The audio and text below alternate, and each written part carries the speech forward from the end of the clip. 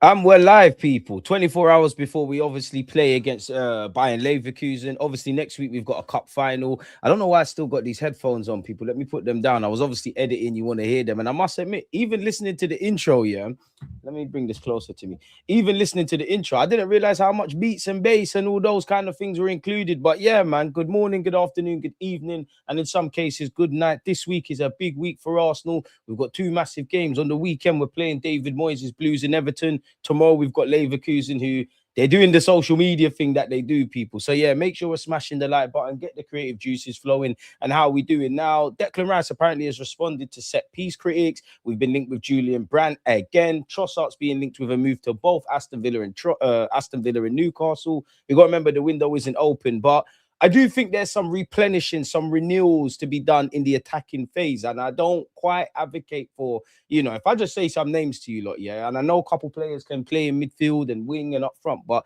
generally, if we focus on our core unit in attack, yeah, people, no one wants to sell Bukayo Saka. Nobody, I'm being a bit silly with this one, but no one wants to sell Max Dowman in it. Beyond that, obviously, Gyökeres isn't going anywhere, but for argument's sake, Arsenal fans, depending on who you ask, if there was an offer, they might go and do that. Kai Havertz the same, Marino the same, Martinelli the same, Trossard the same. Obviously, Noni's not going anywhere, but Noni and Martinelli, you get where I'm going. Gabriel Jesus, another one. And I do think it could be a thing where two players leave this year. Couple man that could have left this year probably have to leave next year. By God's grace, we reached the pinnacle in the Premier League, yeah, and we win it. I don't advocate 7 players coming in, like 7 key players coming in and 7 key players coming out. We have to be a bit cute and clever with it, people. So, yeah, let me know your thoughts on that. Take part in the poll. Big up the Twitch gang. Make sure you subscribe with Amazon Prime, because I was having this debate with my friends, yeah, like, what is the most important trophy for Arsenal Football Club? Now, obviously, again, like, this is a safe space, Arsenal fans. We can have a laugh and a joke if you don't support Arsenal, but we're putting our thinking's cap on and being football purists and all of those things. Obviously, we're in for all 4 comps. Who doesn't? Like, every team that's eligible, who or whether they're in 4 comps, 2 comps, whatever, who doesn't want to win everything? But that's just not how the cookie crumbles. I'll be very disappointed if we don't get 2 trophies minimum, because we're in a final, got a 50% chance. It's the luck of the dice. We'll park that off until next Sunday. And then obviously we're in the thick of a Premier League battle, in it, really and truly, where there's a lot of toing and going. But if you break it down, League Cup, FA Cup, Premier League, and Champions League, there are some Arsenal fans, yeah, and I know you can change your mind and stuff, but holding everyone to account, while it would be disappointing if we only win the League Cup, I'm not saying this is my thoughts or some of you like that were doing the trophies a trophy thing when them lot down the road won something last year, when Newcastle won, when Crystal Palace won something. You can't complain if we only win the League Cup, as disappointing as that would be. Obviously, we've been drawn against Southampton in the FA Cup, and everybody's crying, oh my God, I don't want to hear Arsenal fans complain about the draw ever again. Who is complaining? 2, magic of the FA Cup. 3, as much as cool, Southampton, it is what it is. Arsenal fans, proper Arsenal fans, St. Mary's, we know how that goes. And, bro, who have we got in the last 3-4 years? And certain man got Port Vale. So I don't know why Joe Cole's doing all this spin doctor stuff, but whether it's the Champions League where we ain't got pedigree in that and we ain't won it, don't know, people. But staying on task, as I said, 4 competitions. If you were to break it down, what's the most important? Speaking with my heart, just as an Arsenal fan, we're all allowed an opinion. We've never won the Champions League. I want that. Like, I say that every year. I want that. If you offered it to me right now, just with my fan cap on, and there's no clue how the Prem, the Champs, the League Cup, well, the other competitions, how they all pan out, like the Prem and whatnot, I'm taking the Champions League. Now, if I remove my own personal opinion, obviously we'd be gassed to win the Champions League, etc. I think for the manager, for the club internally, and a lot of Arsenal fans, you need to get this Premier League over the line. Like, you need to itch that back, really. We've been looking at it we've been flirting with it. We were on a 20+ year drought, in it. We were getting quite close to what Liverpool had with 30 odd years. Under Mikel Arteta, there's been 4 years, obviously including this year. The last 3, whatever you shape it, for whatever reason, we fell short in it. So I think, I don't know, I don't doubt that if Arteta stays, whether I want him to stay or not, all these players, time moves on, in it. Like, time's a healer. You would have to pick yourself up again and go next season. But I don't want to have those conversations about the players, about the manager, about obviously moving on. The players, I think, would need the Prem. So if it came to it, I feel a bit uncomfortable saying this, but obviously there's a lot of games, we have to mix and blend, be a bit cute and clever with what team goes out there. There's injuries for all teams. There's a lot of players are tired, all those kind of things. If it comes to it, I do think, you have to put all the eggs in the Premier League basket, if quote unquote, for want of better phrase, if that makes sense. But that's just my thoughts. And I was having that conversation with a friend on my phone, people. Let me put that on silent. So yeah, let me know your thoughts. Smash the like button, all of those kind of things, man. So yeah, man. James, appreciate you. Sadiq, Pot, even though you got a nose pierce, appreciate you. Even though Marcel's an idiot, big him up. And I see you pissing off people. And you commented on one of, almost smashed up the set for you lot. I see you comment on one of my shorts, man. Stop pissing off people, man. Like, relax, bro. And big up Rob, man. Got to be the Prem, no doubt. I hear it because I don't feel there's no rights and wrongs, because there's a lot of, obviously there's football fans of all ages, but one thing I do find is that there's Arsenal fans that, like myself and many years older, that have seen us win a Premier League. A lot of them are saying, nah, I need the Prem, because they've been on this emotional roller coaster. Obviously, 2022, 23, didn't expect to be in it, fell short. The next year, ran it to the last day of the season, fell short. Last season, let's be honest, I think the club let down the players and let down the fans. Obviously, we finished second, still fell short. Cool. The highest pinnacle was probably beating Real Madrid. Great day out. Didn't come to nothing this year. We hope it pans out great in it. So I do hear it. I do hear when some fans are like, I need that Prem in it because we've been so close. And I do feel, yeah, like, by God's grace, I said this yesterday, we win the Premier League this year. If we just assume that we won the Premier League this year and this year's a carbon copy, next season's a carbon copy of this year, like the exact same things, win, lose, draw up until this point, play out, and we're fighting City or whoever. It's not to say we would get over the line next year or there wouldn't be nerves or anxiety, but I do feel there would be a bit less, because I do feel it's a bit mad, because generally in the last 2 years, I've been cool with us playing away from home, but I feel since the turn of the year, granted, away from home, I've been a bit cheesed off with our performances. At the Emirates, we've obviously looked unconvincing away from home and very convincing at the Emirates at times, yeah. But I do feel the Emirates is filled with anxiety. Maybe I'm reading too much into it at times, people. I do think the media is doing too much, especially around the atmosphere. But like Timber telling man, calm down, players and whatnot. I do feel that kind of eases off a bit, because you've got it over the line. And however this pans out, I genuinely believe this. This isn't me saying Arsenal the biggest and baddest, but before I look at Manchester City or Liverpool last season or whatever have you in the Premier League, I think a lot of the time we're our best friends, and a lot of the time we're our own worst enemy. It's like that meme where the guys hit there's 3 Arsenals and you're hitting yourself over the head. So I don't feel there's no rights and wrongs. And honestly, like, you got to put all the eggs in the Premier League basket. God forbid, but if we lose next Sunday, obviously, I don't want to talk that into existence. It would feel like shit. It would hurt. Bottle of rhetoric, all that kind of crap. Pick yourself up, go again. We can laugh in May, innit? So it is what it is, people, man. The draws are rigged. You don't even believe half of that, Tosh. Because when, I don't even need to tell you, like you've seen in the last few years, even with our, when we was qualifying every year for the Champions League and just making up numbers, to the absence, to the return, you can't tell me it's rigged. The FA Cup, who's drawn Liverpool, Manchester United back-to-back early doors? And if we go back further, well, go on for that. Let's not do none of that. And everyone wants to talk about the draws are rigged. What about the League Cup? Nobody talks, and I don't even like to do the what about you, but no one likes to talk about who Chelsea and City draw in the FA and League Cup. What about the League Cup, who we had to play? Did we not have to play a couple of Premier League sides?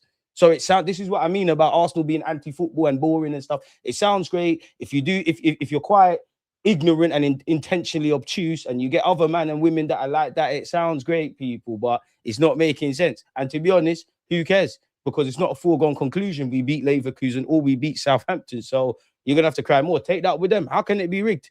How can it be rigged? Who rigged it? Because I see Joe Hart. I never saw an ex-Arsenal man putting his hand in the book to get a ball. I never saw that. I saw Joe Hart and I saw Joe Cole. Take that with them. Shh. Crazy. Man said brown envelopes. Pay your brown envelopes then. Who cares? We can't influence whether we get a favourable draw or not. Canton reporting many clubs are watching the situation closely of Miles Lewis-Skelly and Nwaneri at Arsenal ahead of a big summer decision. As naturally they would, I'm sure. A lot of them could go get football. Obviously, they're their breakout seasons. Miles Lewis-Skelly had a great year. Nwaneri's highlighting an Arsenal shirt away from his debut, and the obvious is his goal against City.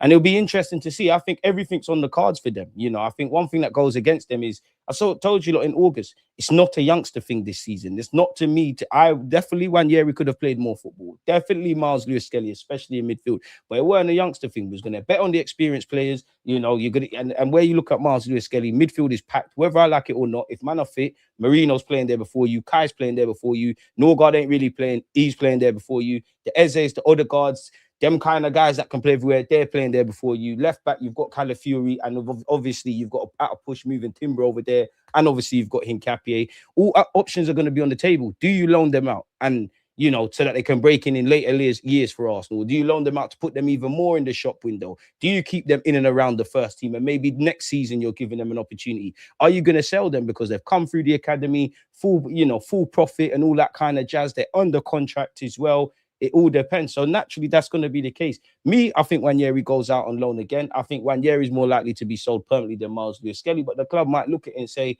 Calafiori's early 20s or mid 20s, earlier side on the 20s. Hincapié the same. Miles Lewis-Skelly, go make us some peas. It'll be a shame, but it's neither here nor there. We've gotten really tough draws in the past years and in other cups. You just have to play the team in front of you. Exactly. Nobody can. Oh, anything can happen. We've all seen cup upsets. Games are not one of them. We pulled off a cup upset against Real Madrid. I know it's the early rounds of the Champions League, and I do think as you go on, or the stage we're in now, it is obviously about tactics and ability, but the psychological factors start coming into it, if that kind of makes sense. We've pulled off some upsets. We beat PSG in the league phase last year, beat Real Madrid, obviously, pumped up by Munich. We were unlucky last season against Inter Milan, and I very rarely say Arsenal were unlucky, but we got shagged out of a penalty. We got shagged really and truly for the goal they got. Fast forward a year, we've obviously beat them. We've pulled off upsets at this football club. We're talking about the FA Cup. Everybody, when I say the name Rob Holding, when you're not thinking about Mo Salah in open space and him and Chambers being the Chuckle brothers, or him coming in when we was trying to fight for a title, you think eventually when you get over the negative kind of Rob Holding memories, you think, FA Cup, you, Mertesacker, Monreal, Bandulu back three, you stood up to be counted. Upsets happen all the time, either in the league or in cup. So yeah, man, what a lot of people are saying, it just makes sense, man. Bro, I've seen us win 5 titles. This is the 6th. I just want to know whether it's a double, treble, or listen, Delts, let's just keep moving, man. Let's just keep working. Left foot in front of the right. The dream is free. The hustle is sold separately, man. We're in a League Cup final, 50% chance. Let's just control our nerves, go out there and do the business. Premier League, it is what it is. I think there's going to be many twists and turns. I do think us and City are going to drop points. I genuinely feel this goes down to the last day. I think the most anxious I will be this season off the bat is that game going into the Etihad, regardless of the dynamics, man. Champions League, I don't think we win it in it, but as long as you're in it, try. And I've just said that's the one I want the most. I hope we make it 6 in your lifetime, my boy, but we need to tranquillo. And if you haven't smashed the like button, please do, as Robert said. Even if you are a pagan fan, any Champions League watch-alongs today? Nah, Marcel, we're back tomorrow, man. You know what? We kick off at 5:45, innit? So I'll be live from 4:45. If you lot want, after that, regardless of what happens, there's some decent Champions League games in it tomorrow. So we can watch 2 of those, innit? DG, where did you get these links from, Brandt, really, in 2026? Trust me, I was surprised. We're going to get into that, man. Just cool, man. Just cool. We're getting there. We're getting there. If you're just watching and haven't subscribed to the channel, DG Nation FC, one love. With how we moved last year, there will have to be big exits this year, although it'll be sad. Ben White, Miles Lewis-Skelly, Ethan Jesus could all be going to recruit funds from last summer. You know what it is, yeah? With Nwaneri and Miles Lewis-Skelly, they're the money makers, if that makes sense, innit? I more look at them as their money makers. It's not really 100% profit, because obviously both have been at the club from 7 to 8 years of age. You've literally paid coaches to nurture them, so it isn't exactly zero. But if we stop trying to be smart, they've probably got the highest profit margins. Like Miles Lewis-Skelly, England international. Obviously, you've got Berta, who is a decent hustler, even though we ain't really seen that in an Arsenal shirt. You might get a 40, 50, maybe more for him and Nwaneri. So they'll probably make the most money. In terms of like looking after finances, obviously you need to replace Ben White, but he's on probably 100 odd plus grand a week. Gabriel Jesus, one of our top earners, and clearly needs to be moved on. So I do think they're the most priorities. And I think what skips over people's heads, and I can't blame them because we forget they're at the club, Fabio Vieira and Reece Nelson, isn't it, really? Like Reece Nelson on 100 bags a week. Fabio Vieira is still here. He's, would you say he's had a good loan spell at Hamburg? He's had some good moments. He's put some runs of form together, but I don't think it's like, wow. And we all know, like, the Hamburgs of this world, if there's no obligation to buy, they're going to, a year on from them obviously getting him on loan, which would be in the summer, they'll try and negotiate at a lower fee, man, if I'm honest. So, like, even if I look at the wages, so, like, yeah, as I was saying, if you're looking at who's going to bring the most money into the football club, it probably would be Nwaneri and Miles Lewis-Skelly. If you're looking at shedding the wage bill and looking after finances. The Gabriel Jesuses of this world, the Benjamin Whites, just for argument's sake, Kai Havertz, Marino, Trossard, you know, Martinelli, this one, that one. You can see the trail of thought, people, where I'm going with this. So, like, even if we rise up, if we just look at this, should we zoom in a bit? Because it's a bit mad, if I'm honest with you. But, like, yeah, Gabriel Jesus, and disclaimer, I don't care what these players get paid, you know. It's not my money, not that I got that, and not that I got the money to pay them. No one put a gun to the club's heads to give these lot the wages. And I just feel genuinely in football, there's bare money in the game. If anyone deserves a piece, it's the players in it. And what these guys get is pennies on the pounds, essentially.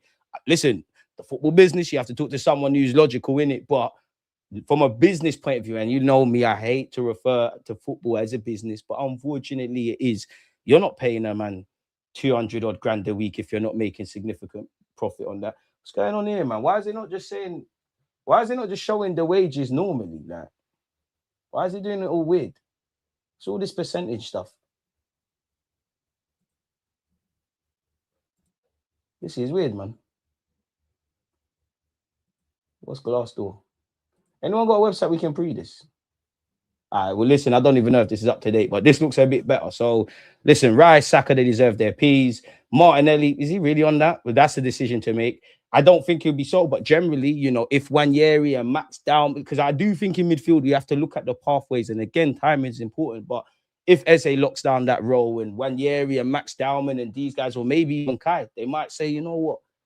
You know, time waits for no one. We've seen many a player, Tierney, Ramsdale, Tomiyasu, for a variety of reasons. Guys that were once first names on the team sheet, bit different, but Ben White have become squad players and have been phased on. That might be Odegaard's fate, regardless of how much Arteta does or doesn't like him and being one of the first names on the team sheet, if he doesn't get back to what Odegaard used to be on. So they might look at that. You know, it's a non-story talking about Rice, Saka, Saliba, Kai Havertz. Will be interesting to see not just if they give you an extension, but the length of your extension. Like, people, like, for me, I'm more taking any rumors around Odegaard and Kai leaving in the summer of 2027 rather than this year, if it makes sense, people. So there is these things to cover. And obviously, a lot of people sign new deals. Look, Trossard's on 160 grand. While I think from a sporting point of view, keeping him in the squad wouldn't be the worst. If you're offered 20, 25, 30 odd million euros in the summer for someone that, unfortunately, from a business point of view, is 30, 31, a guy that, like Martinelli and to a degree, Jesus, I don't feel the club's tried to force you out, but they've definitely been on fielding offers, if that makes sense. You might never have a better time to sell Trossard in the summer. His stock's fairly high. He's been one of our best attackers. I know he's pissing me off recently with his decision making, but generally that's the only surprise beyond Max Dowman, if you want to say a surprise, even though I know about his quality. We've not been surprised by nothing in the attack, like really and truly. Nothing. There's been no positive surprises. So that would be interesting to see. And then I know they're valued squad players, and from a squad point of view, you could keep them, but you might have to, and I'm not even talking about this summer, like seasons, 140 on Marino. I'm sure Gabriel Jesus earns a lot more than that, but you get the point. Don't even know if these things are up to date, but we all know Gabriel Jesus probably be moved on, but Berta's going to have to work his magic, because we might want Jesus to go. People are offering something that doesn't make sense to us. We might want to bring in certain players, and that might not bang, so we might have to keep Gabriel Jesus. We might just say, you know what, you're a decent squad player, keep you for a year. He might want to run down this deal. If we go win trophies in silverware, he's clearly a valued member. We've seen him captain the club. So whether we like him or not, he's clearly a valued member of the squad, senior player, all that kind of jazz. Arteta clearly likes him. He's got a family as well. Again, from a financial point of view, you're definitely not going to, unless you go Saudi, you're not earning whatever you're earning at Arsenal. So he might say, you know what, I'm running this up for another year. So there's a lot of interesting dynamics, man. I personally think Norgard and Kepa are going to go, especially if we win silverware. I don't want them to, because I don't really want to have to, I think there's stuff we have to do. I don't want to add more things, but I just think Kepa could go and start somewhere elsewhere. Norgard could play every week somewhere, so it'd be interesting. We know we've probably already committed 40 odd million for next summer already, because Hincapié, his deal is a loan in all but name. It's a bit like David Rice, the same like Kivior. Like, you are a permanent Porto player, in my opinion. So yeah, man, it'd be interesting to see what happens, man. But yeah, they'll probably have to. It's a quad. I'll believe it when I see it. Listen, of my lifetime, if Arsenal were to win the quad, that's the best football in it. That's the greatest footballing achievement I've ever seen. I don't think we're going to win the quad, but as long as you're in it, you want to win every game. You want to see how far you can run it up, man. So yeah, man, going to have to raid Africa for the gold to make the gold statue for the quad. Whoa. Leave Africa alone, man. Man said, Bran, big up DG, letting me know 545. I've been tuning in at 8. No worries, my boy. Our poll is telling I thought it'd be higher for the champs. You know what? Let me see the poll. Wait, let me see you lot's viewpoints. Most important trophy for Arsenal. 74% of you said Premier League. Just 2% said the FA Cup. Hey, that's our trophy between us and United. 20% went with the champs. 2% have gone with the League Cup. Considering the final, I at least thought, I did feel, to be honest, I thought a lot of you were going to say Prem, champs, FA Cup, and then the League Cup. Well, no, League Cup and then the FA Cup. So I'm a bit surprised. Maybe just the voting is not really voting. But yeah, I'd say O'Callaghan, if a bid came in, he's been injured too much for my liking. And that's another thing. Like, I love Benjamin White. I think we've ran Benjamin White into the ground and like we're kind of paying for those sins with his consistent injuries. But again, for the footballing calendar list is getting more and more unrelenting in it. Like there's just more games for club and country. It is what it is. Maybe they're looking at it. Ben White, you've been a trusted member. You're obviously a good player. The best trait you could have is being available. Calafiori the same. And for a part this season, it was almost unbelievable with Calafiori's fitness. Like he got all the way up to February where like he put in a good run of form together. Since he's got that injury, it's been stop, start type of thing. And you know what? This is why you need a big squad because Hincapie's had a knock. Calafiori's had a knock. Even if we just use the FA Cup game, you had no Miles Lewis-Skelly. Obviously, Calafiori got injured. Imagine you didn't have Hincapie. Or imagine Hincapie got an injury where you'd be. So yeah, man. Martinelli could make us some decent money too, maybe 40 mil. Calafiori was part of training for tomorrow's match. I think he didn't fancy the Mansfield pitch. Hincapie was doing diving tackles on the Mansfield pitch while going for Trossard. We're going to see, man. Why are we doing all of that for Jesus? He's a City player. I don't give a fuck where he goes. Just leave my club. That's harsh, man. For me, it's just Gabriel Jesus. You and Martinelli are weird because you stink out the gaff against Mansfield. We go play Champions League. It won't surprise me if you play 2 minutes or whatever against Leverkusen. You lot will have your thing. Obviously, the saddest thing with Jesus is I never believed in him, man. What I thought by that, what I mean by that is you can go back and check the videos. I said this guy is not going to be the one to. I got the logic with signing him. Obviously, City, they've been there, done it, wore the T-shirt. There's transferable skills at the time that we needed to bring into our game. But there's a reason them and there, and Zinchenko, them and there were squad players for City. And we're trying to make them the main players. I understood the rhetoric beyond how much we like Jesus, the press and all that. I understand the logic with maybe he just needs a platform to play up front. When we signed Jesus, forgive me, but you're significantly experienced. You're a big game player.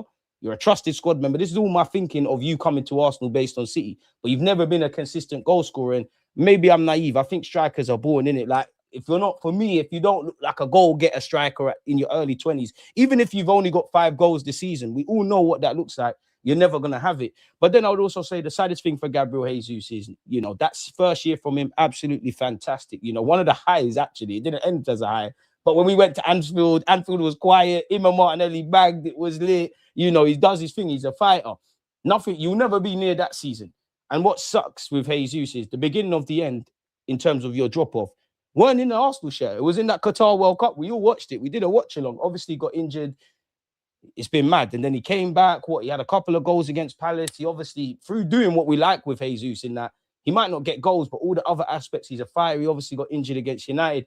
He just doesn't look like, because your third, like, obviously, you came back from the first ACL. You was nowhere near the Jesus that displayed himself for Arsenal and City, but you were still levels, in my opinion, or you were still a decent player. The second injury since you come back, you've been crap. And you know what? I'll give him. It is difficult in it because you've had injuries. And to be fair, like as much as I'm vexed about all of our attacking players against Mansfield, it's difficult. Like you're out, that you're in the cold. You ain't really got consistent minutes. You're coming in. Mansfield is their cup final. It's a nasty little pitch. Do you get where I'm going in it? But I just feel like, again, you know me, I don't really care about finances and all of this. This is nothing to do with me. Just not enough. Just not seeing enough. Like, you don't press like you used to press. You don't hold on to the ball like you used to. You don't provoke havoc. And you don't know. I was saying, Jesus, I make every excuse for the Brazilian boys. We're carrying you in it. Now, I always feel, you go and ask every football fan, regardless of what team they support, there's always 3-4 players that divide opinions in it. For us, if I say Kai Havertz, if I say Gabriel Jesus, if I say Martinelli, you speak to 10 Arsenal fans, there's probably 10 different answers in it.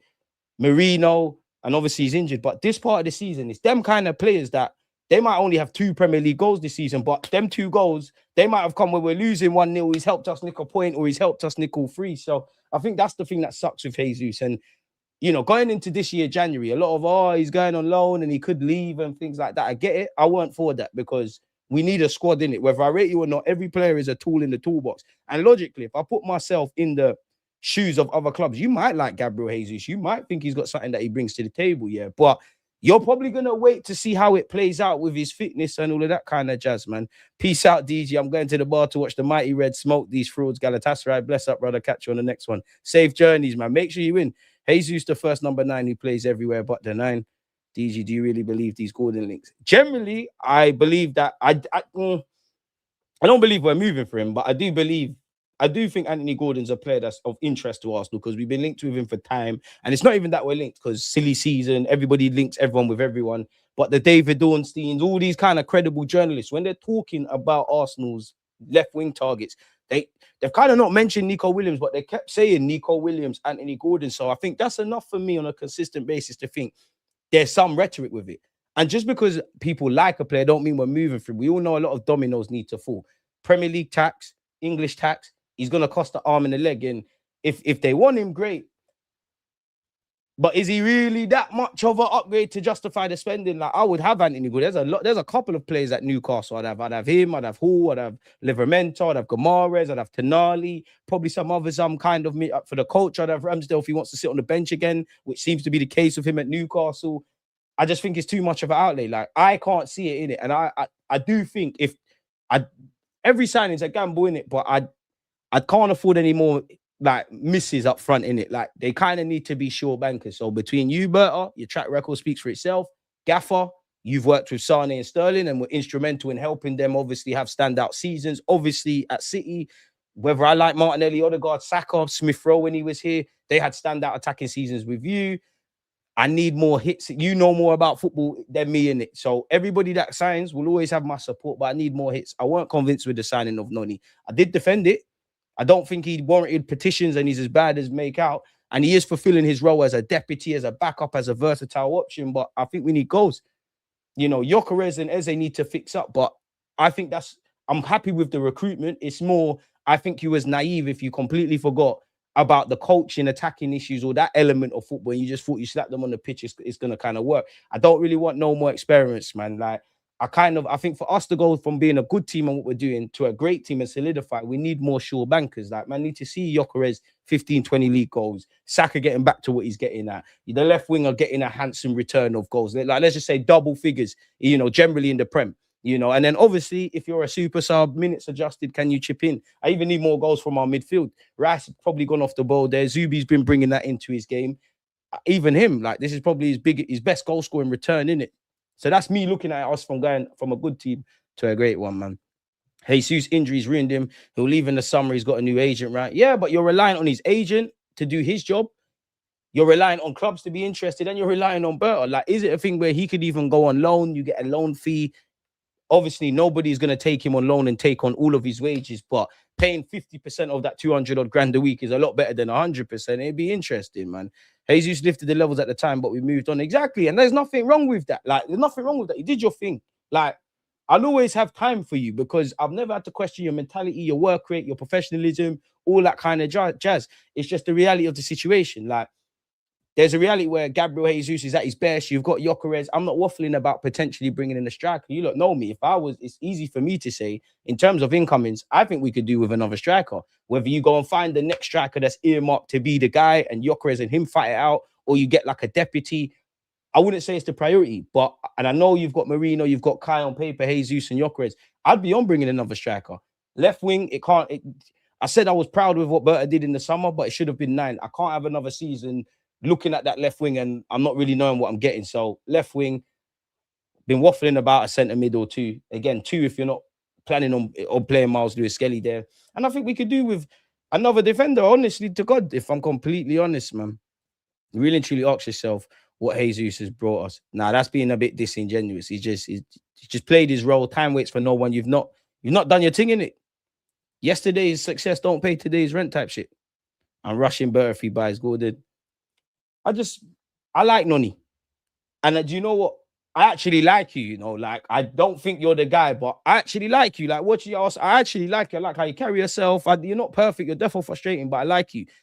But I can't answer the question.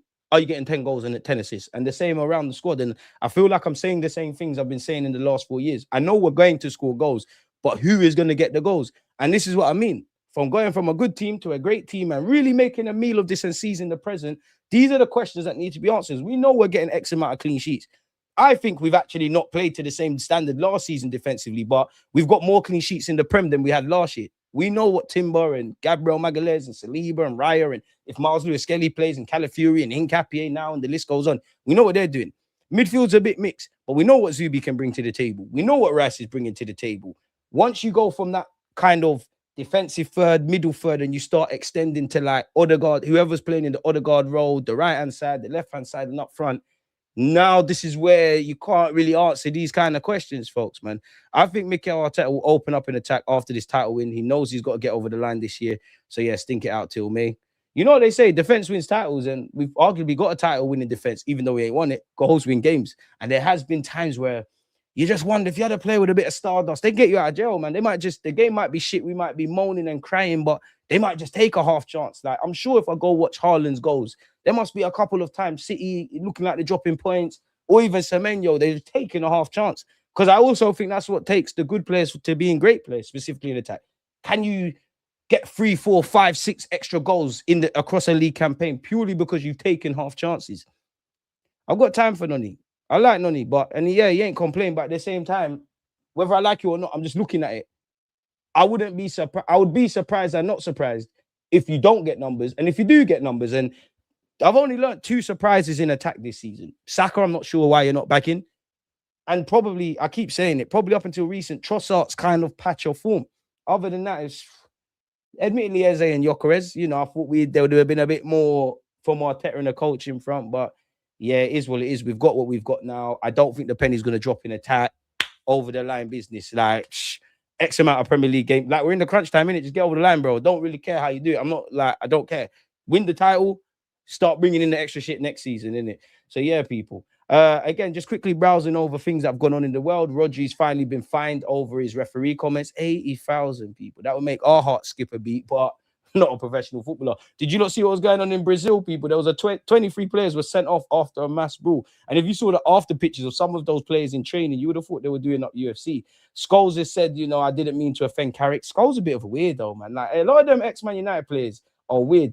UEFA fears impact of Premier League spending rules. Yeah, right. You've been talking about that for time. The big brother helping Arteta's Arsenal over the line.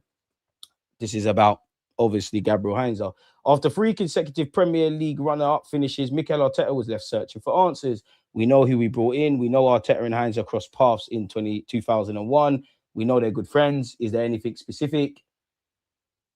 It's not really anything specific here, is there really? We already know Gabriel Heinze is obviously helping us defensively, known to have an infectious, positive energy around the training ground. Obviously, him as a player, it speaks for itself. Played for Real Madrid, played for Man United, won stuff, pedigree, passion merchant, does his thing. And a man, well, did have his own managerial kind of stuff. If you've been living under a rock, the FA Cup quarter final draw was announced, people. Southampton versus Arsenal. So we have a trip to St. Mary's. Smash the like button and subscribe if you haven't. Chelsea versus Port Vale. Manchester City, Liverpool, West Ham United, Leeds United. What do you lot make of that? To be fair with you guys, people, if I'm brutally honest, I can't lie. I thought we was getting Liverpool or City. And all the talk is about Arsenal getting an easy draw. Bro, them man got Port Vale. Respectfully to Port Vale. Eni Aluko's won a battle against Joey Barton, and Joey Barton's been charged after an assault near a golf club. What an interesting 24 hours from that prick. We spoke about Noni Madueke. It's his birthday, so happy 24th birthday, Noni. The same is said for Christian Norgard, who's turned 32 today, people. Last year, income related to Arsenal's Adidas deal has more than doubled at 127 million. The club's earnings from their kit deal ranks 5th in Europe, even out earning Premier League champions Liverpool last season. Fair enough, man. We can bring out more power. How you lot feeling about our next 6 games as well, man? After Arsenal's next 6 fixtures, obviously tomorrow, Leverkusen away, Everton at home, Leverkusen at home in the return leg, Manchester City in the League Cup final. Be horrible to lose that, God forbid, because we've got to sit and sulk in that for a while and get ourselves up. Players will have to go to the international break. Arteta and Arsenal, listen, there's no greater honor than representing your nation, innit? If I was a manager, I wouldn't tell players you can't do it. And I understand with a World Cup, you want to be a part of it. We never play dirty. Bukayo Saka, Declan Rice, Calafiori, because you're a madman.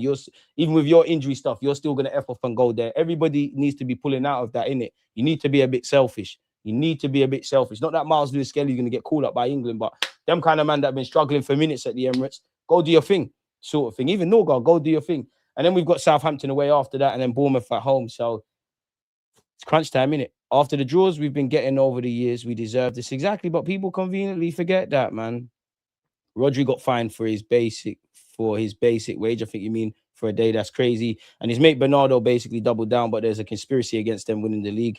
I heard Rodri was spying on his neighbours. Yeah, I saw that whole drone stuff. It's a bit weird. Arteta needs to do a Fergie. They're playing friendlies. Get Rice, Madueke, Saka out of there. You know Saka and Declan Rice are good youths. Respectfully, like to them, they're good youths. 100% attendance. They're gonna roll. Saliba, keep yourself here. And I get it. It's club and country. I understand. Magalhaes. Do you know what it is for me? Obviously, the guys that have injury concerns, I'm naturally scared. I think Odegaard's going because we covered his Norway coach yesterday. It's the ones that and again, I'm not a coach. It's the Hincapiés and the Gabriel Magalhaes and the Gabriel Martinellis. Them lot, admittedly, they might even be playing in Europe, but them lot that are jetting off all over the world, it's them kind of ones that I'm like, oh, what's going on there? If I'm honest. Rodri with the drone is searching for them that are working against them to win the league. Signed Tonali 8, Carrot Skeeler left wing, Dobrak and Osimhen. I don't think we're going to do that. I think you're dream chasing a bit there. Why everyone dreaming about Caro? He's contracted to PSG, please. You know we're not getting him. All we need is Saka to find his feet and the level of 23-24, and my belief for this season skyrockets. Sadly, didn't see anything that suggests that will happen.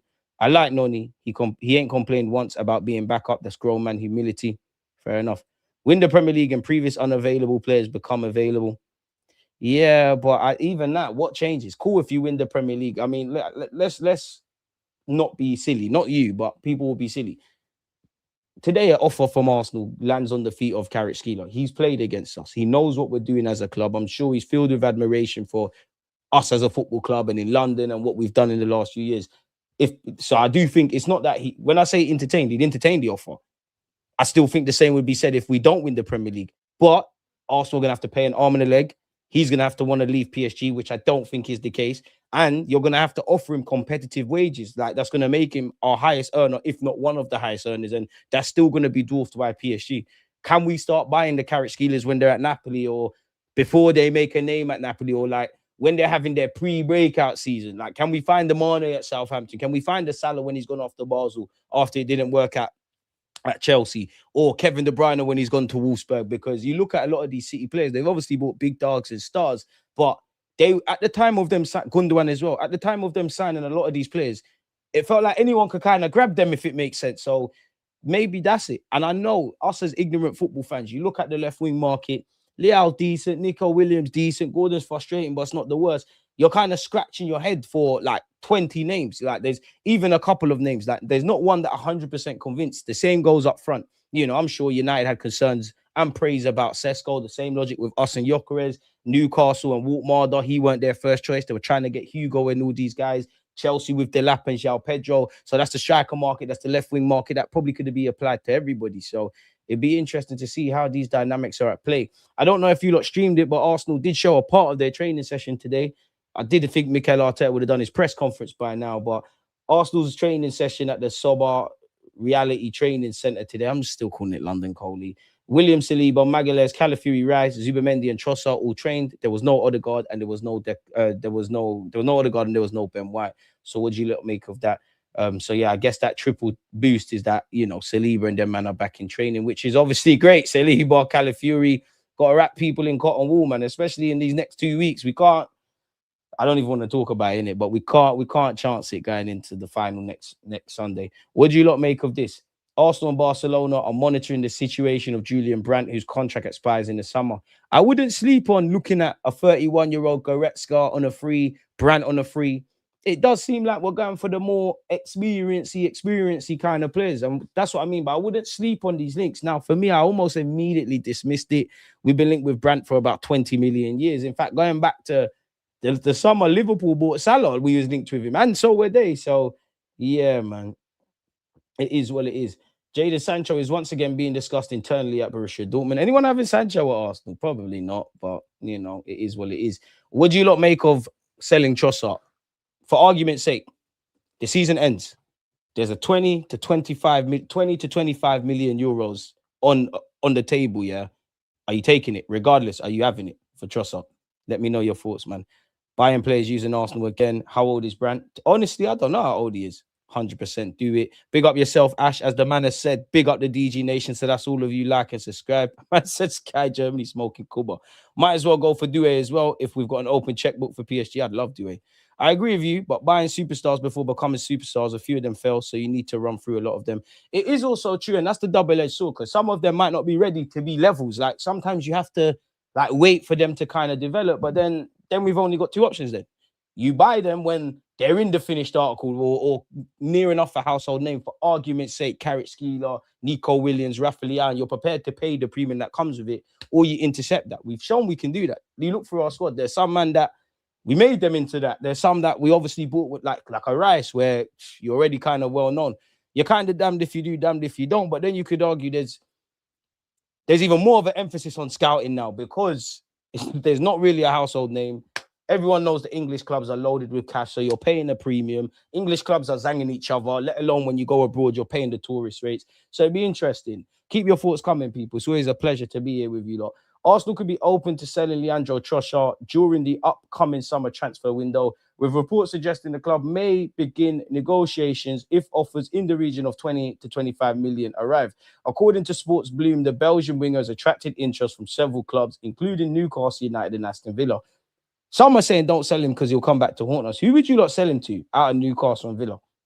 While teams outside England are also monitoring the situation, linked with a lot of clubs last summer, innit? Arsenal squad planning for next season is already underway. That shouldn't be breaking news. Every club is probably planning for next season, and talks are being had with clubs players all over the world for people that we're going to see announced join this club and any other English club and football club in general in the summer. The club's hierarchy may be willing to make difficult decisions in order to balance the squad and create space for new arrivals. Trossard, who has been a valuable contributor since joining from Brighton in 2023, facts, is among the players whose futures could be reconsidered. Didn't he get a new deal, not in terms of length, but improved terms, really and truly?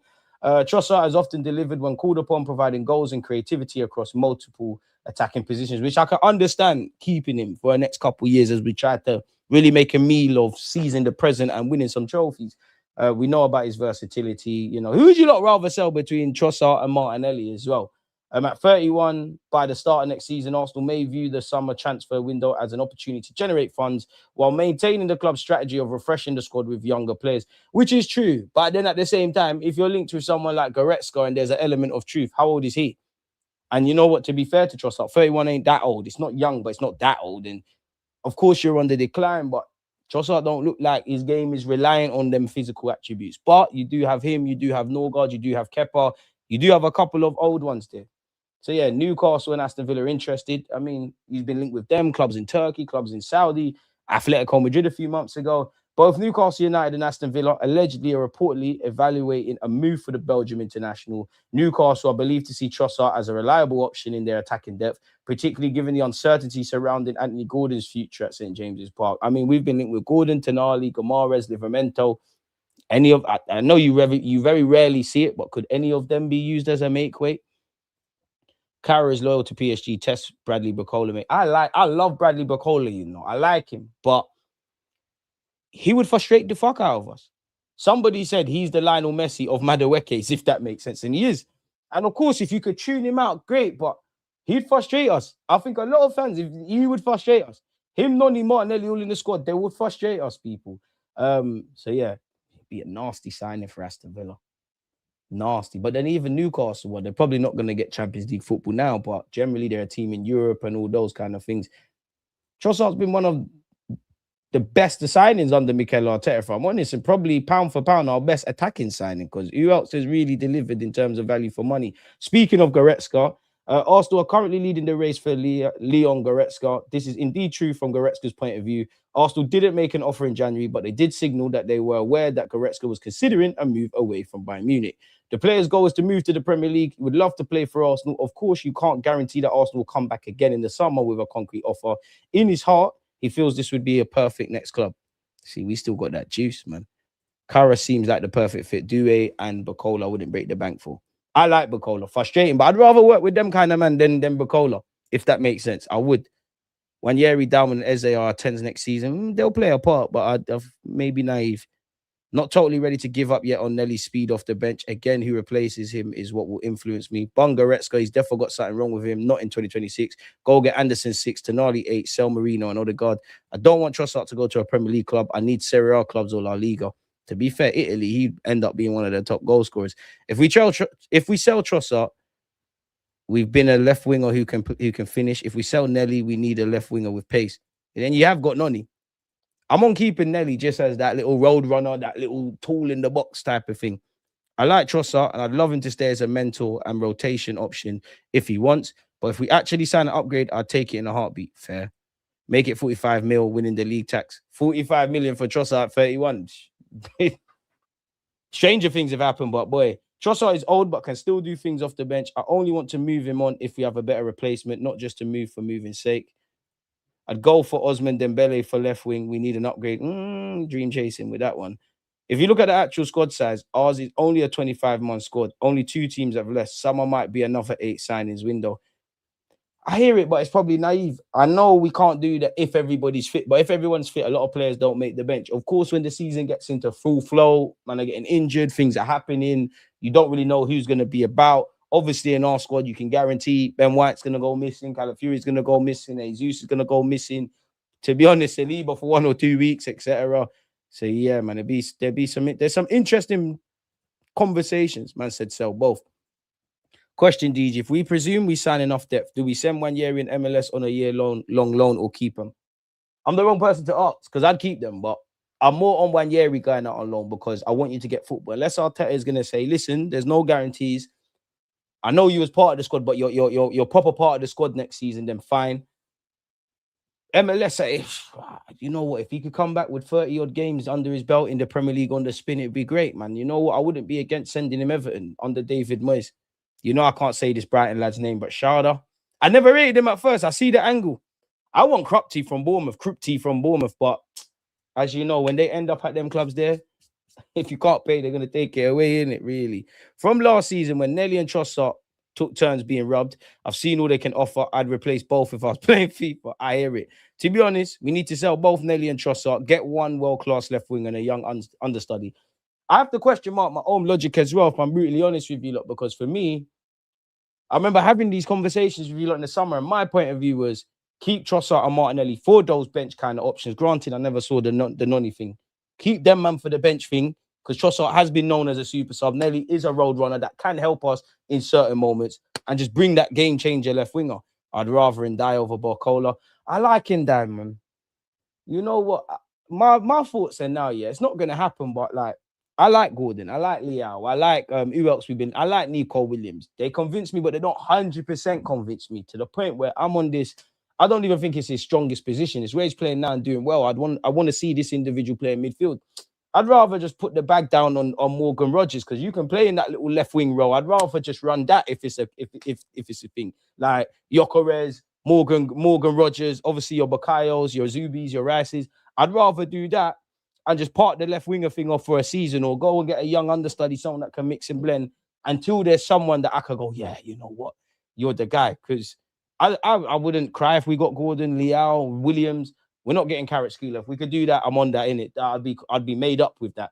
None of them really convinced me like that. Like, they're good, but a key word, 100% convinced. And I don't really think there is guys like that are 100% convinced. I'm not too sure, man. What's this? Italy and Arsenal receive Calafiori boost. This is probably just the fact that he's returned to training, folks, which is annoying. The Leverkusen coach has questions the legality of our set pieces. I know we did it against Atletico, but we got to remember we are third in the Prem for open play goals. And we have scored a lot from open play, my guy. But anyways, he's starting his mind games and there's pressure on this manager anyways. It's a big challenge. But I have to say I'm a bit confused by those offensive blocks. I don't know if it's allowed under the rules when the ball is very far away. If they change the rules how they actually want to change it, Magalhaes is going to win a lot of penalties for us. But hey, don't let that get in the way of a good story. What else has he said? We also do it, so it's not just something others do, but it's getting more and more common in football. There are very many blocks, and they Arsenal create a load of chances as a result of it. They do it very well and spend a lot of time on those situations. They're one of the best teams in those situations. They work with it a lot. To be fair, yeah, the article's done you dirty because you haven't said anything rude. As I understand football, when you do body checks, the ball has to be inside a playing situation. So I'm just wondering, is it the rules inside? Is it inside the rules to actually block without the ball being close to you, creating space, pushing players, pushing the goalie? And no one don't care what Chris Sutton or Fabian Hasrullah or Hasrul Kant has had to say, people. We got 100 goals. But even this, you know what? We've got 100 goals, which tells you we can score goals. But when you break it down, when we scored them goals, who scored them goals, and the blocks they came in, and if you broke them down in the competition, the devil is in the details. But yeah, Declan Rice is up there. To be honest, I didn't know Rice had 11 assists, but Rice got 11 assists. Trossard's got 8. Timber, is this legit? Timber's got 7. Saka's got 7. Odegaard's got 7. Eze's got 6. Magalhaes has 5. Lewis Kelly has 4. Martinelli has 4. Zubi's got 3. I'd have to see the competitions, man. And then obviously Dalman's got 1, Hincapie's got 1, Saliba's got 1, Kai's got 2, Jesus got 2, Ben White's got 2, Gyökeres's got 2. I don't know if this is legit, to be fair. Madueke's got 3, Callah's got 3, Double M's got 3, Mascara's got 3. Interesting. Wish he did one for the goals. 100 up, stats behind our century of goals in 2026, sharing the load. Fair enough. Our tally after 46 matches now stands at 101. Okay. So what? Top goal scorers this season at the moment, Gyökeres has 15. Nelly's got 11, but I swear it's only one in the Prem. That's what I mean. Someone like Eze, you bagged against Crystal Palace. You've smashed up Spurs, but this is what I mean. I'm not criticizing the players. When you actually break it down, it gives you cause for optimism, and it also gives you cause for concern, because this takes me back to the 2022-23 season when a lot of you were sitting there and telling me, oh, it's better to have multiple goal scorers, which is true. You know, you look at Real Madrid, cool, they've had many a player that will score week in, week out, but you look at them in the champs, they'll bring on a Hosselu. You might only have 5 goals this season, but it'll bring a goal. Bring your Marinos and your Kais and this one and that one, but we need some cold-hearted killers. Nelly's got 11, which he's chipped in the champs, done his thing. Not really a good, no one's got a good return, probably bar Gyökeres, and I wouldn't even say that's good in the Prem at this moment in time, obviously since 2026. But yeah, Gyökeres with 15, Martinelli with 11, Saka's got 9, Eze's got 8, Madueke and Trossard both have 7 apiece, people. Minute breakdown of goals in 2025-26. In the first 15 minutes, we've got 14. From minute 16 to 30, we've got 11. From 31 to 45, we've got 15. From 46 to 60 minutes, we've got 21. From 61 to 75, we've got 19. From 76 to minute 90, we've got 21. So we're kind of struggling. Well, we could improve in the first half an hour of games. That shocked me the first 15 minutes, because it doesn't feel like we score quickly too often than not. We obviously smell blood towards the end of the games. How we scored our goals: 65 from open play, 24 from corners, 6 from free kicks, so dead balls, 4 from the penalty spot, 2 from a throw, inside the box 88, outside the box 13, and big up our guy own goals, Berta's best signing with 7 goals by months. In August, 3 games brought 6 goals. In September, 5 games brought 10 goals. In October, 12 goals in 6. November, 15 goals in 6 games. December, 16 goals in 8. January was lit, 22 goals in 9 games. February, 15 goals in 6 games. And currently we played 3 matches, apologies, in March, and we have 5 goals in it. So at this moment in time, November was the best period for us. So let's just keep going. Full seasons under Mikel Arteta. 2025-26, in 46 games, we've got 101 goals. Last, if I'm completely honest, we played 58 times, getting 112. Season before that, we got 113 in 52. 22-23, we got 103 goals in 49. 21-22, 77 goals in 45. 2020-21, 94 goals in 58 games. Well, we're probably on course to have Arteta's in course to have his best goal scoring season as our manager, because you'd imagine we're going to find 11 goals somehow. I hope so. If we don't, we're in trouble and we can back stuff up. So yeah, man, that was quite interesting to read.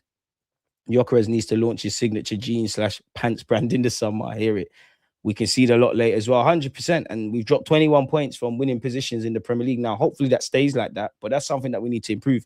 Need to always chase the illusion of perfection, man. Goals are goals. If you notice, we win games by 3-4 goals. The very next game, we don't attempt the same attacking velocity. We looked neutral. I don't know that word every time. I saw a stat. Eze's 14 GA so far this season. He can bring more, but I do think some people have been harsh on him. I hear it. 100 people watching. Let's get DD to 100 likes. Come on. Pardon me. Timber's a soldier. Their cultures crumble, crying about set pieces is over for them. To be fair, I think they did it dirty. I can imagine the Leverkusen coach moving like the Brighton coach if we win.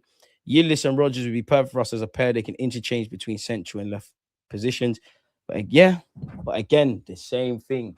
Yildiz going to cost an arm and a leg. Now, I do imagine you put an offer on the table to Juventus, they might entertain it, especially if they don't get Champions League football. Yildiz might be attracted to the Premier League, but forgive me if I'm wrong. He's a key player at Juventus. He's a captain. Obviously, whatever they're telling Berta and Arteta's the fee.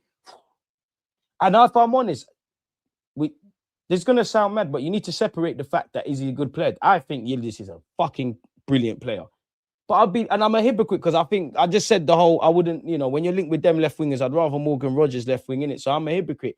But I do think Yildiz, he can do a job on the left-hand side. I just think if he was at our club, I want to see him centrally in it. Like, I'm not saying he's going to play instead of a Rice, Zubamendi, or Odegaard, Eze, whatever have you. But I'd more want him in those three positions. Now, big up Pot because he said they could interchange. I'm on that. But yeah. Rogers looks flexible as well, which Arteta likes, but I've seen too many clubs breaking bank for breakout star players for them just to disappear in a year. I hear it. Hand of Arsenal, my boy. Big up yourself, man. Hey, we need you to start telling us about the transfers, mate. Big up DG, the realest brother on the platform. Appreciate you, my guy, man. Appreciate you, my guy. By the way, I like Goretzka if we let Norgard go. Do you know what? And if I'm Goretzka, I'm pushing for a 2-year deal. But if I'm Arsenal, Goretzka 31, you might get 18 months, 2 years off him. I'll try and make him like Aaron Ramsey at Arsenal, if that makes sense. Box to box, just go score goals. I might be making this up, and football moves so fast. But I'm sure I said in my when we played Bayern Munich, I'm sure I said I was impressed with Goretzka. I wouldn't be against it as a shorter term option. He probably play a lot more than Norgard. Can we someday see Pedri at Arsenal? We have a bunch of Spanish players and coaches. I won't bet on it, but it'd be lovely. It'd be lovely. The more I think about the signings, the more I get upset about the board. Was Semenyo actually the best available option in the market, and we let him walk uncontested into City's hands? He didn't want to wait. As DG said, the GA needs context, for example, Eze, but as well, he had a good period where he didn't touch the pitch as well. Goretzka is too old. We need younger profiles like Anderson. I hear it, man. Bit harsh, but I wouldn't be against it. He's got proven pedigree. He's been there, done it. He's wore the T-shirt. If we're trying to seize the present and we're in a bit of a win now mode, you are right. We need players with a bit more longevity. But if you sign him on decent wages, you've got him for a couple of years, big years and whatnot, let's just do this thing, innit? Because midfield does keep me up at night. Now, let's get into Julian Brandt, which probably feels like 2014 all over again. Arsenal in the running for signing. Announcement over transfer has been made. Arsenal in the picture, allegedly, and Hand of Arsenal help us, because I want to hear that this is BS, are in the picture to bring Borussia Dortmund's Julian Brandt to the Premier League in the summer. That's according to Sky Deutschland, Sky Germany, who cover Arsenal's interest in a 29-year-old. So we now know how old he is. He's 29. Bloody hell. The German international's contract expires in June. Dortmund have already announced he will leave as a free agent. You know what? Him and Goretzka on free agents is becoming something, isn't it? Anyone want to go for Vlahovic? Ain't his deal running down. He'll leave as a free agent. In other words, his summer move has been confirmed. Aston Villa have been linked. The source state that the Bundesliga side decided against renewing a contract that includes an annual salary of 8 million euros. Brandt feels scapegoated for the club's struggles this season. Brandt on Arsenal and Barcelona's agenda. Sky now claimed the player will not only say goodbye to Borussia Dortmund, but also to his country after this season. Having played his entire career in Germany, he wants to go abroad in the next window. Mikel Arteta's side and Barcelona are among the options, as these two sides are keeping a close watch on him. As things stand, Arsenal and the La Liga winners haven't approached the player or his father, Jurgen, who is also his agent. If he were to move to the Emirates or the Camp Nou, the report states Brandt won't be a regular starter, which with this day and age, you don't necessarily need to be a regular starter. There's a lot of games. There was interest in the summer, in January from two unnamed British clubs. Allegedly, Dortmund wanted to extend his contract on a lower salary. Feels like something special. Arsenal need to convince the German parliament language. Fuck off then. Respectfully, Brandt, we don't need to convince you. You're a German international. You've been there, done it. You can see what we're doing. And if anything, we get more ratings abroad than in this country. Don't take the piss. You'll be living in London, decent wages, competitive squad. 29, we could utilize you for a couple of years. You don't need convince. You're not the guy to be convincing. That's the contract. Are you rolling or not? If you don't want to roll, that's cool. And that Barcelona's a bigger club than us. You don't need to be convinced of Barcelona. Convince you. Let's be real. Respect. According to the report, the BVB star is fluent in Spanish and has a Catalan girlfriend, which obviously you'd fit right in with our Spanish contingent and obviously would help you going to Barca where Hansi Flick, the German guy, is there as well. Therefore, Arsenal would have to convince Brandt to pick them over Barca or any other side. Arteta's side may tempt the German by matching his current salary and offer a significant signing-on bonus. Brandt has managed 10 goals and 3 assists in 1,803 minutes from 32 matches this season. So that's probably similar to what we got going on here already, if I'm honest. We're linked with Carrot Skeeler. Wouldn't hold my breath. Not even going to get into that. We did cover that yesterday. Jeremy Ali Adier said, I think this is the season where we have our best chance yet, people. And I go with him. I don't need to read that to do that. Gyökeres won Emirates Goal of the Month. You know, big him up for scoring against Tottenham Hotspur. We have gone over that. What have we got here? Declan Rice on whether he pays attention to stats. Yes and no. I've been in and out of that in my career. To be honest, I was probably worried about my numbers, then not worried about the numbers. In your career, I don't think you ever know what you're going to go on to achieve. As the season evolves, you're playing week in, week out, and the games get better and better. There can end up being no limits to what you can achieve. I hope so, people. The way people talk about Arsenal set pieces is confusing. As Rice said, people like to talk, man. Like, people love to say, oh, neutrals, you're not neutral. Like, very rarely is there talk around Arsenal where there's neutral. And listen, you can criticize us, call us bottlers, micro pick things, because I do the same thing. You can do that. But by that logic, if you're going to do that, you have to give praise where praise is due. You can't just do the cop-out thing and say, oh, well, they got no trophies, which is true. But then we're not having a proper footballing debate, which is 99% of anything you see on YouTube, on social media, on TV, etc. I've been speaking about that, but it's boring now, isn't it? This is why I don't get... You just have to ignore it, innit? Like, say, all right, cool. This is why I'm at the point. Just win. Let them say what they want. Let them say what they want. But anyways, our record signing sounds crazy. Still only just sunk in. We signed Declan Rice for that. We've got something we're really good at. So much goes into it. It's not just we whip in a corner and someone heads it in. Execution, the timing, what we plan has to be bang on the money for us to score a goal. We've done that many times this season. So credit to all of us, because there are long meetings going through set pieces, doing it on the pitch, repetition, and third from open play. And you've been talking about us breaking down stubborn blocks and low blocks. That by that means that would be Arsenal want to play the games being played in the opposition's half. They're not opening up. Not even mad at the other teams opening up. But if you're going to call the team that's drawn with City for 101 goals, up there for touches in the up box, third for chances from open play, I don't even need to waffle about what we've done in the Champions League in terms of the entertainment up until this point. If anyone's ruining football, it's not us. We're showing it across all aspects. And this is coming from me, where individually I look around my attackers, what's going on. Arteta, specifically in the final third, what's going on. It's not really, if anybody's ruining football, it's not us. But I don't really care. Like, I think we're either preaching to the deaf, blind and stupid, or we're preaching to people who already act intentionally obtuse and just being idiots in it. So I don't tell you what to think, just think. And if you genuinely were to think, if you genuinely were a lover of football, then you can criticize us. You would be able to move the conversation on from just Arsenal to, in the Premier League, this is the dynamics of the game. But hey, don't hate us because you ain't us, man.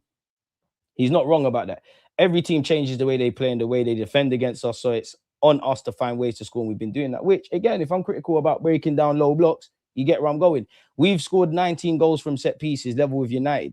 But many people don't know Spurs and Newcastle have 15. And it's not that I think anything of this, because set pieces, we're up there for touches in the up box. So that tells you we're going from one half to the other and generating opportunities. Nobody knows about anybody's specific statistics. It's just my club. But then they want to gaslight us.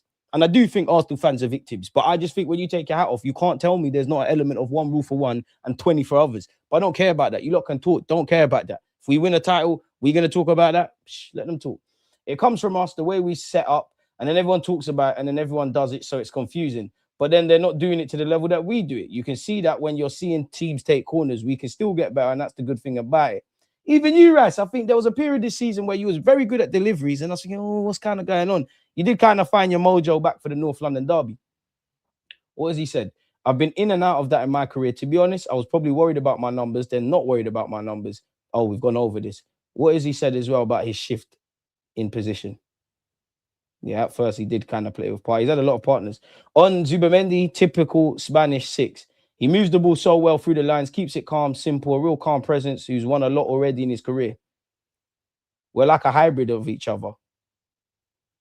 We both play 6, we both play 8, but love to attack the box, defend the box. He's a player I admire. That's Elliot Anderson speaking about him. Bring him to the carpet. Sometimes you're going to have a game where it isn't going to be that for obvious reasons. One, if you don't play well, the opposition do something to stop you playing well. We play against good teams, good managers. That's the reality of the Premier League. We didn't play the best against Brighton. It's down to them to find a way to score against a team that didn't play well. We kept it strong. An amazing part of our game is defensive solidity. We've got different ways of winning. We'll keep using them. Exactly. That's what a polite way, Rice, of saying it. I'll say it. Hey, Brighton Gaffer, you see this? Shove it where the sun don't shine, you wanker, mate. It is what it is. Don't hate us because you ain't us. Carrot Skeeler saying he's enjoying his life in Paris, innit? So kill that dream off, innit, really? Waneri's loan isn't going to plan, as we know. He struggled to really get minutes, and he's obviously missed the penalty. But these highs and lows make a footballer. And you've probably learned a lot about yourself as a man off the pitch in a country that you're not from, learning the language, playing at a different club than you would have at Arsenal, innit? So it is what it is. We want to see you back, but it is what it is, man. Go do your thing. What's this? Arsenal player reveals Arteta meeting over positional change. What is it? Is it time to be a centre half? I'm just trying to skip to the tosh.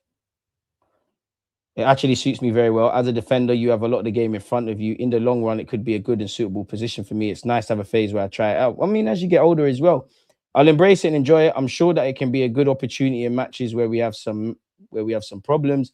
It's always nice when time is set aside for something like this. We're talking about this potential opportunity for me to play centre back. It was great that Brian could hear what thoughts and challenges Arsenal have had, says the midfield. Okay, big him up for that, I guess. If we win it at our worst form wise, I would be really scared if I was a rival what we can do next year. My love for DG Nation, I shortened my YouTube name. My last name is difficult to say and write too many vowels. Rob, appreciate your commitment to the cause. My Michael as well. You're always in the comments. As the man has said, road to 100K. Smash the likes and subscribe if you haven't. I'd really like someone to ask the players what impact Gabriel Heinz has had on the squad this season.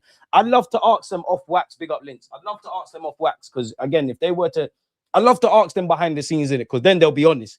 I understand that you don't really want to give isms and schisms, but in the flesh, you're going to be or to the public facing media, you're going to be diplomatic about it, innit? I think we should be playing for late runs and shots from Zubamendi and Rice. For the little they attempt, they're very successful with it. All I know, there will be goals. Who you got? Gala versus Paul. Liverpool 2-1. Galatasaray take the lead. Nervy moments. I've never liked Brandt. Bit harsh. Nathan, one love. It's about a healthy balance of age in the squad, which I think we handled well recently. I wouldn't look at only young players. True. Galatasaray do something against Liverpool. They need to win at home. Transfer segment with Hand of Arsenal. I don't think he wants to reveal his ID, but if he wants, he's always welcome. He's a mod here, man. I'd like to wish the Spuds a happy and belated St. Tottenham's Day. 100%. No, Ethan's loan is going well. Learning football social. Tell them again. Because we'd love to be, before I read the rest, we'd love to be sitting here and say, oh my God, million goals in that. People don't understand that element of football. But yeah, learning football, managers leave, minutes retaken away, minutes given, missing pens, vital goals. Now get on with it and help Marseille make the Champions League before you leave. Tell them again. But people don't want to hear that, bro. People don't want to hear that. What's this? Apparently, United and Arsenal are looking at, who's this? 20-year-old Swiss international midfielder currently playing at Freiburg. Johan Mazambi. Chelsea have been linked. A versatile box-to-box player known for his dynamic energy, technical ability, and contributions in both defense and attack has drawn admiring glances from several top clubs. United are tracking him. Apparently, Arsenal have also scouted him, identifying a player who could grow into something elite. Bayern Munich and Bayer Leverkusen, as well as PSG and Napoli. We're going to start getting them scouting videos out. I mean, this is another one that I'm going to add to the list, and it will get a video out on him. What's this? Okay, this is just Julian Brandt once again. Different headline. What's this? Livermento's being linked with a 60 to 70 million pound move to City. I'd love him. The only thing around Livermento is injuries, but and obviously the premium he's coming with. Arsenal are reportedly weighing up the possibility of sending Miles Lewis-Skelly out on loan. Wouldn't be against that. I'll be very upset if he's sold, though. Everton would be a good little test for him. Gaffer, we can't give him some minutes in midfield now. Apparently, would you not do this? Clubs like Liverpool and Arsenal could reportedly be in luck, as Real Madrid are reportedly already preparing to consider selling Dean Howson. Now, I don't know what's going on with Real Madrid because we were linked with Rudiger yesterday, and you know, Howson's the new name, but typically Diaz, Arda Güler, Rodrigo every now and again, Tchouaméni when people want to be unrealistic. It's the same kind of Real Madrid players. They want to give up on him already. It's a massive club to play for, and he obviously is a Spanish international. 54 million. How much would they want? But I mean, Romano has said Dean Howson scores, gets his 4th man of the match award. Oh, well, that was in the Premier League. That's time ago, so it's not now. But I guess it's just not gone to plan at Real Madrid. Are they going to sell him? I don't know, people. Probably made the move too early, but it'll make you a better player. All depends on the price. I wouldn't be against it. Ray Parler has said we could lose Gabriel Jesus. Boy, bringing Julian Alvarez.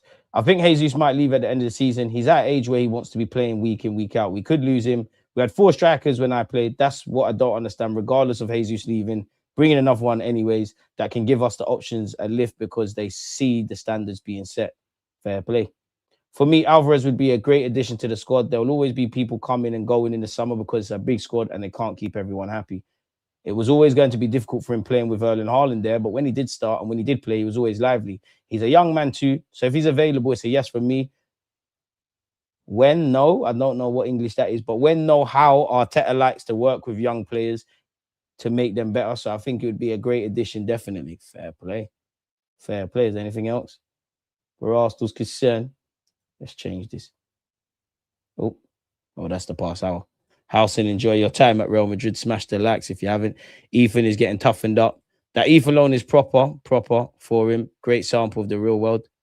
Yeah, it's just not worked to plan for him, but you know the levels now, innit? It's like Marley Salmon. Like I always say, I want my defenders to get terrorized. You learn more. Obviously, you've learned a lot training with Mikel Arteta, learning from Magalhaes and Saliba and all of these kind of things. You know, you learn immediately because, you know, you look at Marley Salmon's mistake or what led to, well, it was a mistake. It starts and stops with him. Mascara, obviously, the knock-on effect is with him. You get away with that 9 times out of 10 at 21's level. You don't at this level. So immediately you see, if I want to play at this level, this is what I have to improve. Dalman the same. Now, obviously, if a defender makes a mistake or makes the wrong decision, we should say it's more fatal. But Dalman missed a couple of chances in that game. Great game, taking nothing away from him. But as a seasoned pro, that game could have went left against Mansfield, and we're like, oh, if Dalman scored, etc. So it's all about learning curves. They're bringing Wanyeri into it, and many a young player. One thing that, and I say this all the time, you're not going to get me started on the ranting thing. One thing that annoys me in the present day, is you could be 16 to 18 years of age and even 19, 20. People think you've got potential, which you do, to be this, that, and the third. And they think just because you're saying that about my man today, tomorrow, it's going to happen, innit? You know, it doesn't work. It doesn't work like that. Any Olympic swimmer, that's Michael Phelps, he had to learn how to swim and probably almost drowned at one point. So yeah, man. Gallo, Liverpool 1-1. Actually, as in 1-1 at the moment, or yeah. DJ, any guess this week? I know Jess is gone. Have you thought about Reece/Walks or Adam Keys, Arsenal therapy? I'm always open to that, man. Harvey Gratian, he didn't reply to the message, man. That's a few weeks ago, people. So you'd have to take it with him. No, none on the horizon today, but we're working. We'll try to get some done next week, innit? We're trying, man. We're trying. DG, given the chance, who would you take from Real Madrid? Tchouaméni, Camavinga, or Galeo?